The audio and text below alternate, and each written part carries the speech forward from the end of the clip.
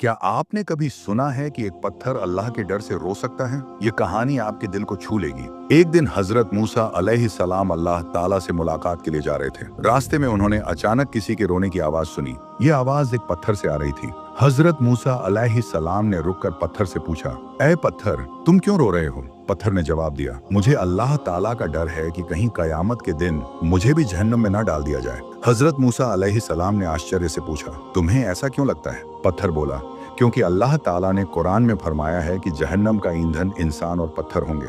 मुझे डर है कि कहीं मैं भी उन पत्थरों में शामिल ना हो जाऊं। अगर ऐसा हुआ तो मेरा अंजाम बहुत बुरा होगा। यही सोचकर मैं रोता हूँ। फिर पत्थर ने हजरत मूसा अलैहिस्सलाम से गुजारिश की, आप तो अल्लाह के पैगंबर हैं और उसी से मिलने जा रहे हैं। क्या आप मेरी सिफारिश अल्लाह से कर सकते हैं कि मुझे जहन्नम में ना डाला जाए? हजरत मूसा अलैहिस्सलाम ने उसे तसल्ली दी और कहा, मैं अल्लाह से तुम्हारे लिए दुआ करूंगा। इसके बाद वे आगे बढ़ गए और अल्लाह ताला से मुलाकात की, लेकिन उसी दौरान वे पत्थर की सिफारिश करना भूल गए। जब वे लौटने लगे तो अल्लाह ताला ने फरमाया, ऐ मूसा, क्या तुम उस पत्थर को भूल गए? क्या तुमने उसे वादा नहीं किया था कि उसकी सिफारिश करोगे? हजरत मूसा अलैहिस्सलाम ने फरमाया, ऐ मेरे परवरदिगार, मैं सचमुच उसे भूल गया था, लेकिन आप तो सब जानते हैं। अल्लाह ताला ने फरमाया, जाओ और उसे खुशखबरी सुना दो कि हमने उसकी दुआ को कबूल कर लिया है, उसे जहन्नम में नहीं डाला जाएगा। हजरत मूसा अलैहिस्सलाम बहुत खुश हुए और लौटकर उस पत्थर को यह शुभ समाचार सुनाया। पत्थर ने अल्लाह का शुक्र अदा किया और सुकून से रहने लगा।